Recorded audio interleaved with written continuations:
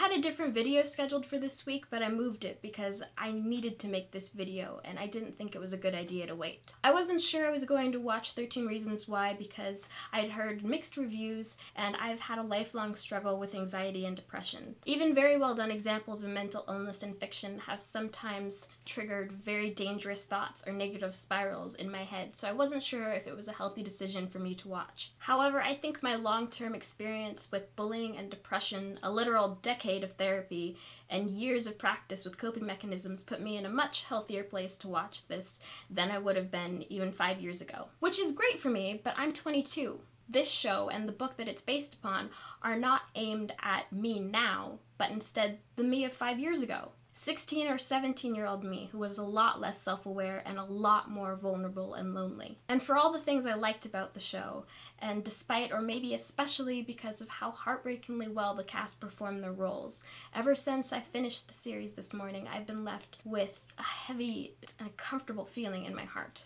A deep and nagging fear not only for the characters left behind, but for teens like them watching at home. If you are not aware, 13 Reasons Why is a Netflix show based on a book by the same name about a boy named Clay who receives a box of tapes recorded by his friend Hannah, who committed suicide a few weeks earlier. The recordings on the tapes, 13 in all, are each about a person Hannah blames for why she killed herself. The story follows Clay's process and journey in listening to them. I like several things about the show. I felt that it was brilliantly cast and acted, the soundtrack absolutely breathtaking, and I even felt it dealt with the consequences of bullying, slut-shaming, and rape culture pretty well. But for a show whose entire premise is based on suicide, its portrayal of mental illness and treatment options, or more importantly, lack thereof, was incredibly alarming. I wanted to make this video to talk about these issues partially because I feel they desperately need to be addressed, and partially because I feel that doing so might be a good example on how to write depression or mental illness in your fiction and the consequences of doing it wrong. The narrative shows the build up to Hannah's suicide by flashbacks narrated by her tapes, contrasted with Clay's experience and decisions influenced by listening to them in the present. Clay has a very difficult time listening. He spaces the tapes out over several days because listening only renews his grief and worsens his desire to see her again. Hannah starts the first tape by saying that if you've been sent the tapes, if you're listening, you're one of the reasons why. Clay starts to unravel as he listens and waits to get to his own tape, each tape getting progressively worse. He has to relive moments he let her down over and over again in other characters' tapes, gaining a new perspective secondhand now that it's too late to save her. It's clear that Clay, and many other people who've already had their turn with the tapes, blames himself for Hannah's death. He starts to act out and seek his own revenge against the people who did Hannah wrong. He stays out late until all hours of the night, starts hallucinating at school, feels increasingly hopeless and worthless. At one point, he has a breakdown in the middle of a school day, literally screaming in the middle of a crowded hallway that everyone's so nice until they drive you to kill yourself, and nothing is done about this. Nothing at all. The scariest part about watching this for me was not knowing that there was nothing that was going to save Hannah from her fate, no matter how hard Clay or the viewer wished otherwise, but seeing the same symptoms and warning signs ignored in the classmates that she left behind. This show had 13 hours of build-up to a graphic and heartbreaking suicide, but didn't dedicate any of it to pointing out the warning signs, or how to reach out if you find yourself feeling this way, or how to seek help if you see these symptoms in others. The message seems to be that if only people were nicer to Hannah, she'd still be alive.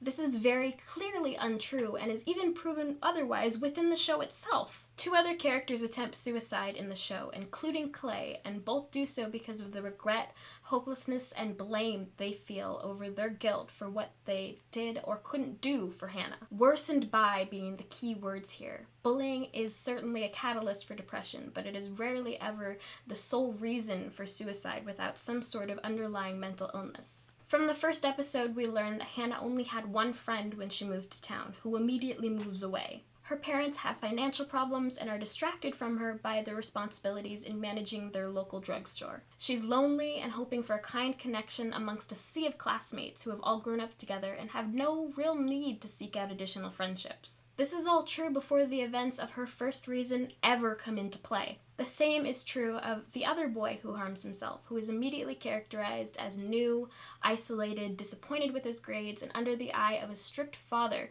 from his first introduction. And Clay is also immediately characterized as a shy nerd who has social anxiety, especially around girls. He repeatedly second-guesses, chickens out, and blames himself for conversational or just situational social mistakes. This is all characterized in flashbacks of him before she ever killed herself, way before he ever listened to any of the tapes. 13 people are blamed on the tape, but it's just these 3 characters who progress to suicidal ideation, despite others inflicting or experiencing worse circumstances. A third character ends the show not aiming to harm himself, but instead plotting what looks to be a potential school shooting. But this is characterized as yet another example of the consequences of bullying. Bullying and apathy are the only factors blamed for Hannah's suicide. Not all suicides are caused by mental illness, but it is a factor in 90% of suicide deaths. Even if Hannah's death alone was solely caused by bullying, which I highly doubt, it's extremely unlikely that it wasn't a factor in at least one of the other 2. Regardless of the cause of these suicidal thoughts, the show's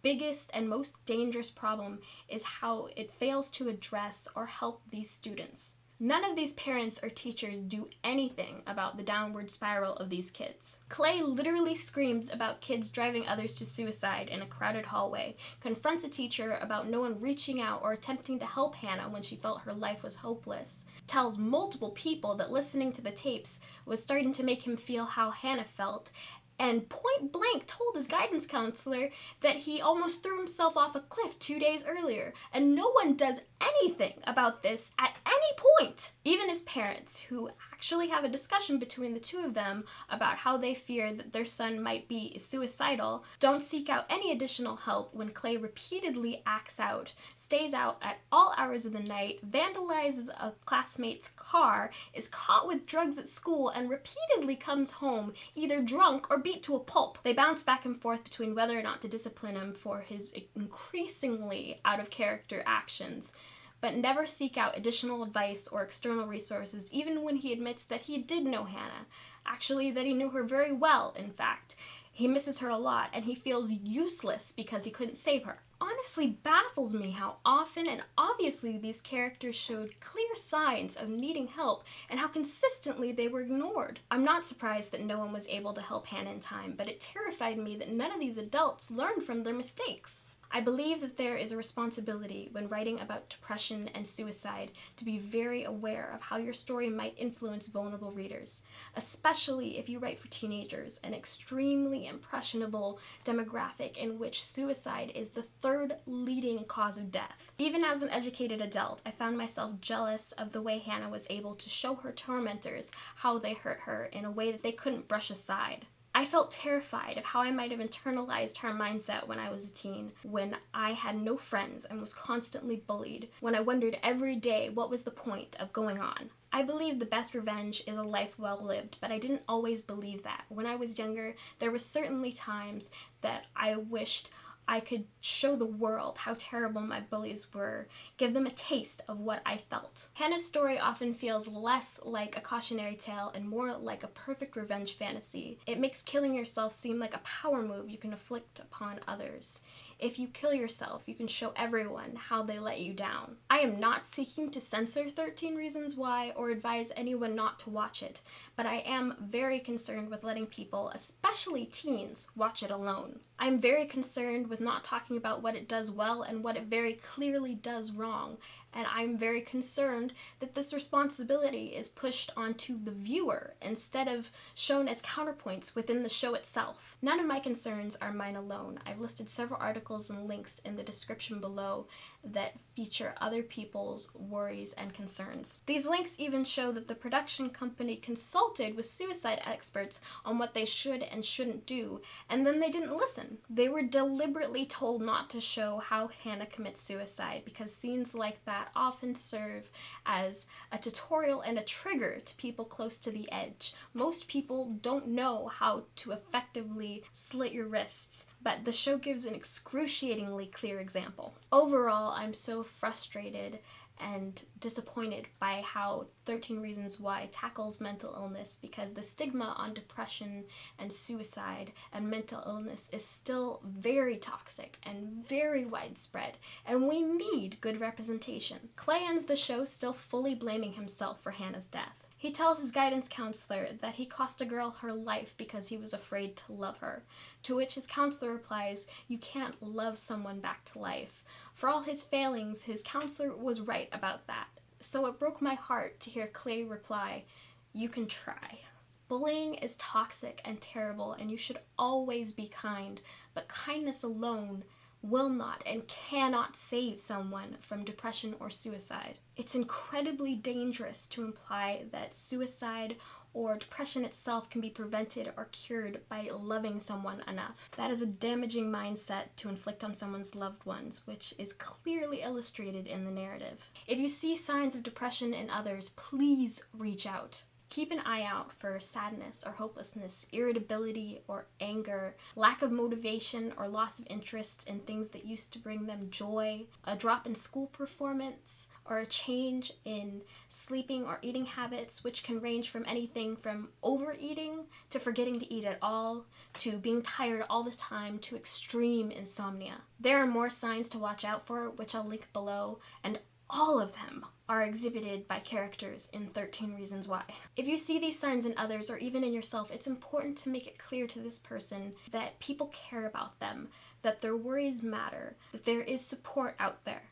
If you are teens, it is crucial to seek out an adult's help. They may be scared or cautious to speak to authority figures, so you might need to have a long and probably scary conversation to show them that they have your support and that they can trust you. If you can't trust their parents or your own with this information, reach out to the most qualified adult you can find. Continue to reach out until someone takes you seriously, even if it takes multiple tries. People commit suicide because they feel worthless, isolated, that there's no way out or any hope of anything getting better. That's the scary thing about not confronting these thoughts in media that discusses the same issues.